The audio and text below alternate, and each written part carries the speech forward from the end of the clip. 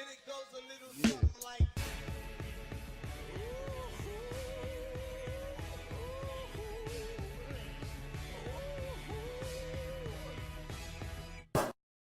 And it goes a little something like. He's using these movies to make sense of the world he actually is living in. The more I learned about Life Animated, the more excited I got for its release. This documentary starts in a place of complete tragedy, showing the impact this psychological issue can cause. The parents' interviews imply that their son was dying, and I guess he kind of was in a way.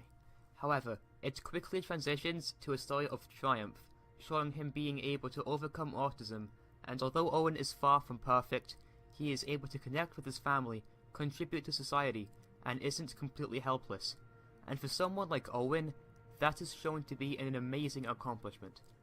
They could not have picked a more perfect point in Owen's life to make this documentary, as it shows him transition into adulthood, and for somebody whose perspective is made from Disney movies, makes for quite an interesting inner conflict. There is a scene involving the father talking to his son for the first time in years, and it is utterly gut-wrenching. The amount of emotion stored up in that one moment was enough to get it on this list.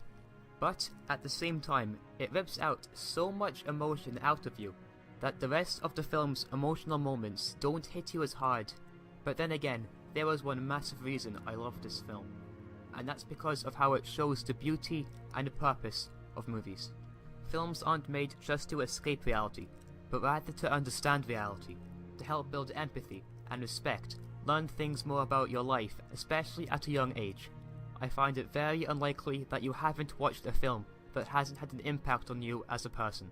Owen takes this mentality and shows the true extent of it, how it saved a child's life. Life Animated is a documentary I really hope you look more into. It's such an uplifting and heart-wrenching experience, accompanied by amazing animation.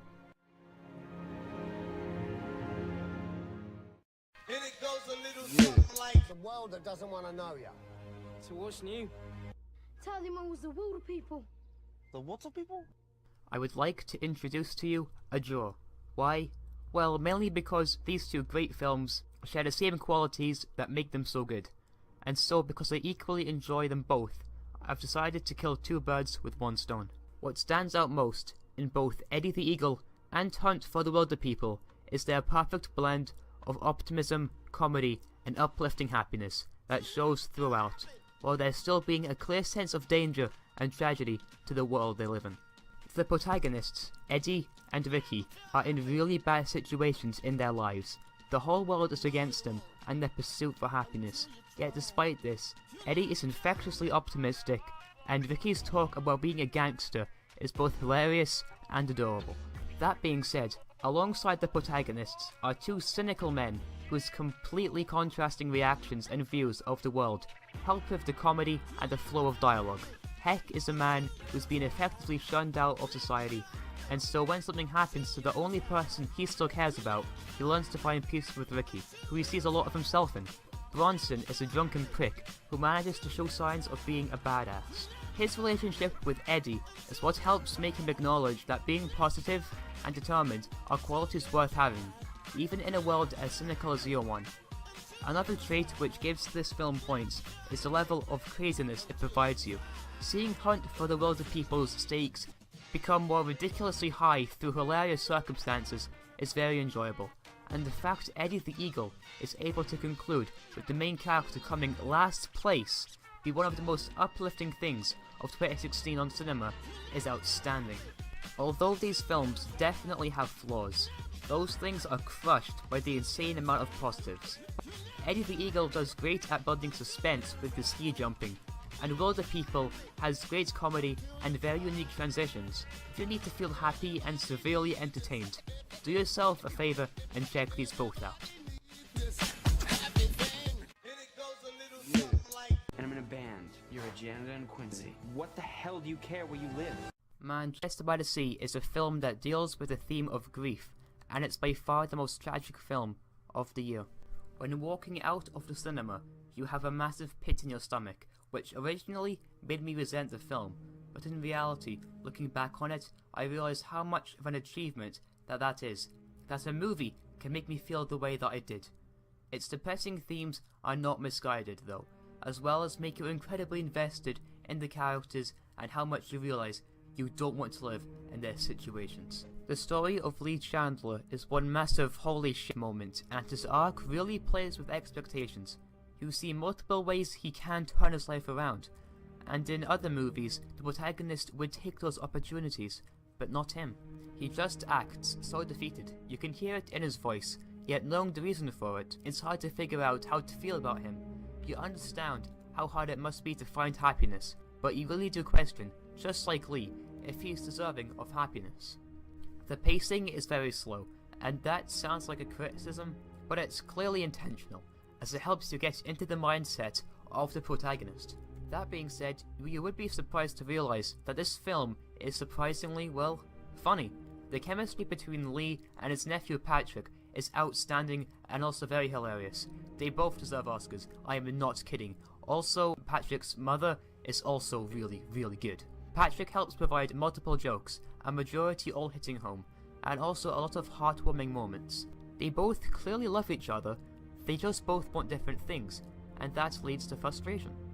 In conclusion, Manchester by the Sea is a phenomenal piece of art that succeeds in playing with your emotions perfectly, and succeeds in giving you the character's mindset, and if it won Best Picture, I would have no problem with that. And it goes a little something like. Never let them see that they get to you, you bunnies. So emotional. After seeing a total of 37 movies last year, the film that takes second place on this list is a film whose target audience is furries and children. Let me explain. This film combines everything that I love: mystery, creative animation, themes with remarkable amounts of depth, and great character chemistry.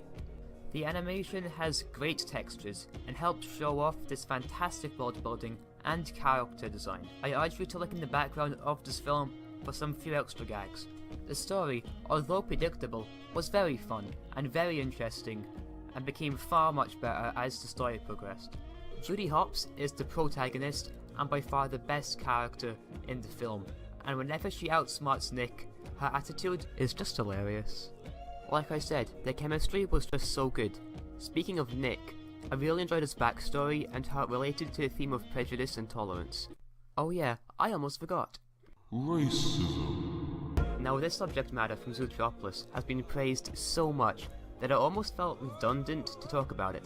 However, I began to realise that many fail to show how genius this allegory actually is. The great thing about Zootropolis is how it perfectly shows the brutality and hypocrisy from both sides. Preys are looked down on as inferior, and predators are despised for behaving like monsters. However, the two main characters help show how a lot of people are capable of looking past that. The reason Judy works so well is because she is on the side of discrimination that people are most familiar with. But as the film and narrative progresses, she discovers the other side of discrimination that she never imagined could exist due to her personal experiences. It also accomplishes showing the perfect middle ground that is surprisingly easy to find if people were willing to be more tolerant. I find it very hard not to smile watching this film. It only just missed out on my #1 spot. It was #1 for months and months. But still, I can't praise this movie's script or visuals enough. I think everybody could benefit from watching this film just one more time.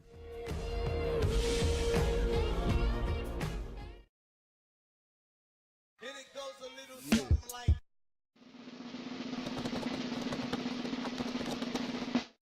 This is the dream. It's conflict and it's compromise. It's very, very exciting. Sorry to be so predictable, but if I didn't say this was the best of 2016, then I'd be a liar, because La La Land is a modern masterpiece. After the first 4 minutes, it was already one of the most outstanding films of the year.